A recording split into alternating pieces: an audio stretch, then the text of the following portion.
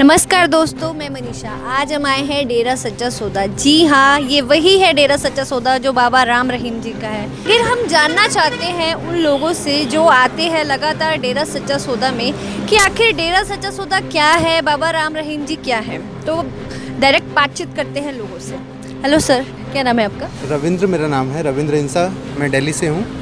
और सर आप मुझे ये बताइए, पहली बात तो आप दिल्ली से यहाँ सिरसा क्या करने आए हैं? एक्चुअली मेरे पेरेंट्स और हम लोग यहाँ पर तकरीबन इस डेरे से 20 से 25 सालों से जुड़े हुए हैं। और मेरे माता पिता और हमारे परिवारजनों की श्रद्धा इतनी ज़्यादा है कि वो यहीं पर ही दिल्ली छोड़कर बस गए हैं। तो सर 20-25 सालों से आप जुड़े हुए हैं, तो क्या आपने कभी यहाँ कुछ ऐसा नहीं देखा जो मीडिया ने इतना कुछ स्पेशल एपिसोड्स दिखाए, उस बारे में क्या सच्चाई है? मैं खुलकर आप बताइए, मैं जानना चाहती हूँ। जो मीडिया ने बताया वो पूरा का पूरा झूठ था।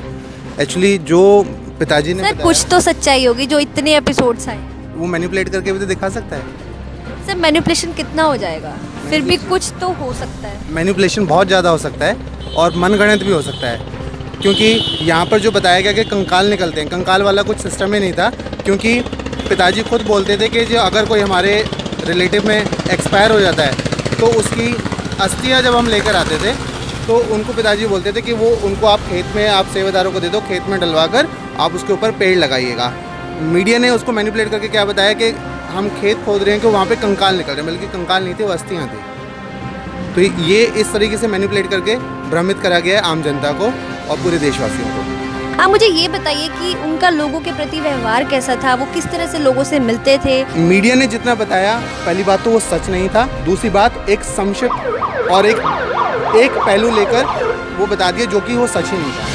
बाकी पहलू जो सच थे और जो डिटेल वे में हमने देखे हैं अभी तक, वो बताया ही नहीं। क्या उस फोर्स में भर्ती होने के लिए आपको कोई पैसा दिया जाता था या आपको जबरन उसमें डाला जाता था? नहीं, वो सिर्फ सेवा भावना से जुड़ते थे लोग। जैसे मीडिया में दिखाया कि जबरन उन्होंने फोर्स बना रखी है, कोई आएगा किलाबंदी कर रखी है, गोली मार देंगे, कर देंगे, ये सब का बकवास था, सब कुछ बकवास था। ऐसा कुछ भी नहीं था।